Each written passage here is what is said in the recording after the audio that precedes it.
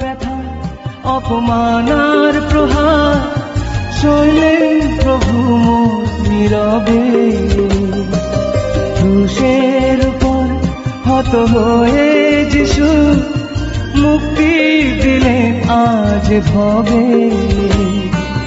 নেই কোনো তুলনা তার, নেই উপমা এ ভালোবাসা। প্রিয় শ্রোতা বন্ধু, প্রভু যীশু খ্রিস্টের নামে স্বাগত জানাই। আমরা ক্রমাগত অধ্যয়ন করি অনিবার্য ক্রুশ। এর উপর আলোচনা করব ঈশ্বরের জগৎ হচ্ছে একটি নৈতিক জগৎ।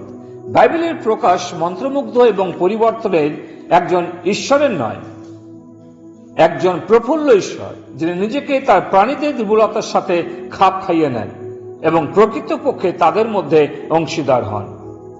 এটা একটি পবিত্র ঈশ্বরের নৈতিকতা, যিনি মহাবিশ্বকে তার বাক্যের শক্তির দ্বারা সৃষ্টি করেছেন এবং সুরক্ষিত রেখেছেন। পৃথিবী কোনো সুযোগ এবং বাতিক জিনিস নয়। বিশ্বাসের দ্বারা আমরা বুঝতে পারি যে পৃথিবী ঈশ্বরের বাক্যের দ্বারা অস্তিত্ব প্রাপ্ত এবং তার বাক্যের দ্বারা নিয়ন্ত্রিত হয়, তার উদ্দেশ্য পূরণ করার জন্য, যিনি তার নিজের ইচ্ছা অনুযায়ী সমস্ত কিছু করেন। অনেক অনেক উদাহরণ রয়েছে যেন আমরা প্রাকৃতিক নিয়ম ব্যবস্থার বাধ্য হই। যেমন অগ্নির ব্যবস্থা যদি বাধ্য হয়, তাহলে মানুষের ইচ্ছুক সেবক হয়ে ওঠে। এটি খাবার রান্না করে, তার শরীরকে গরম করে এবং তার মেশিন চালায়। কিন্তু যদি ব্যবস্থাটিকে অমান্য করে বা লঙ্ঘন করে, তবে সেই দাস ধ্বংসকারী হয়।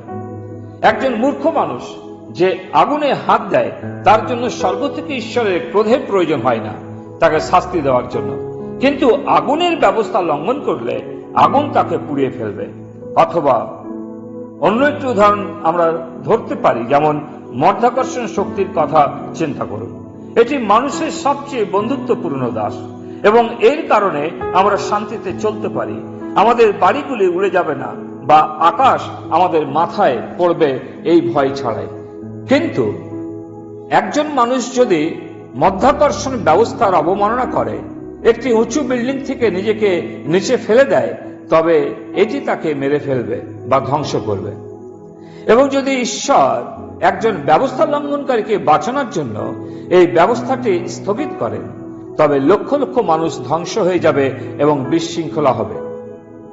না, ভৌত জগৎ একটি সাধারণ দৃষ্টান্ত শেখায়।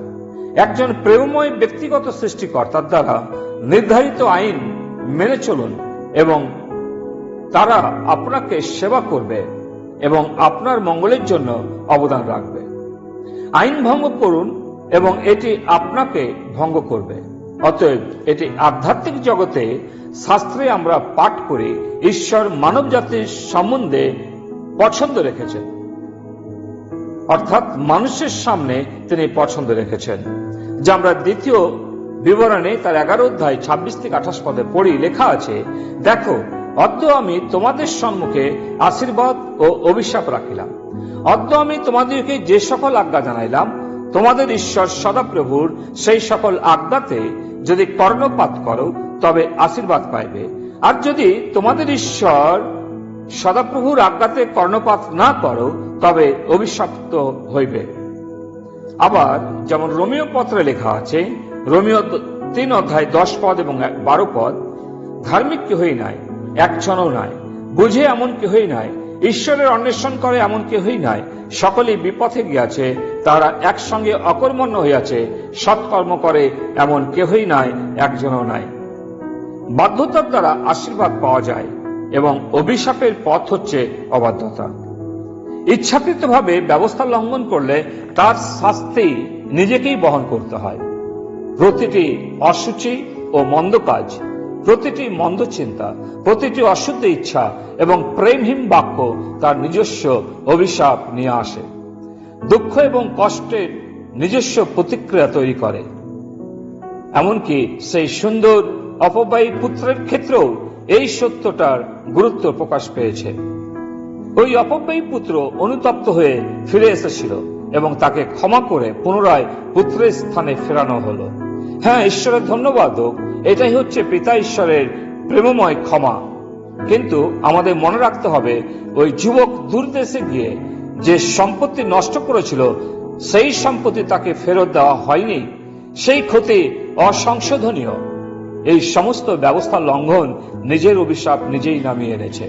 তাই গালাতীয় পত্রে 6:7 লেখা আছে, পৌল স্মরণ করাচ্ছেন, তোমরা ভ্রান্ত হইও না, ঈশ্বরকে পরিহাস করা যায় না, কেননা মনুষ্য যাহা কিছু বুনে তাহাই কাটিবে।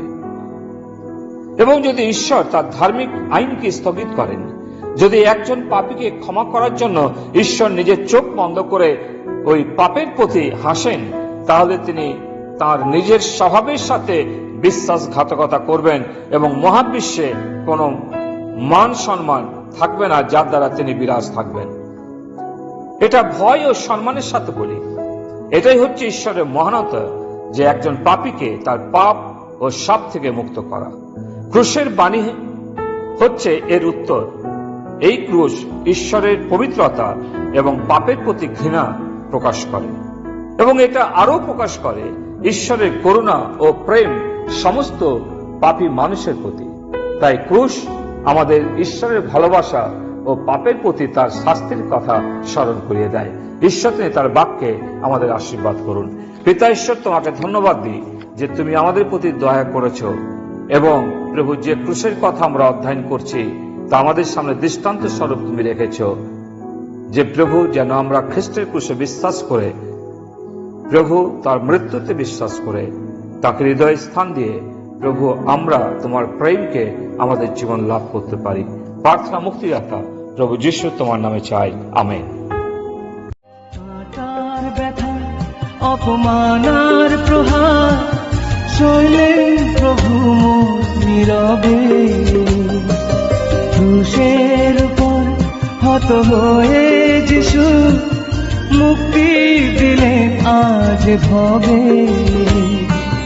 নেই কোনো তুলনা তার, নেই উপমা এ ভালোবাসা।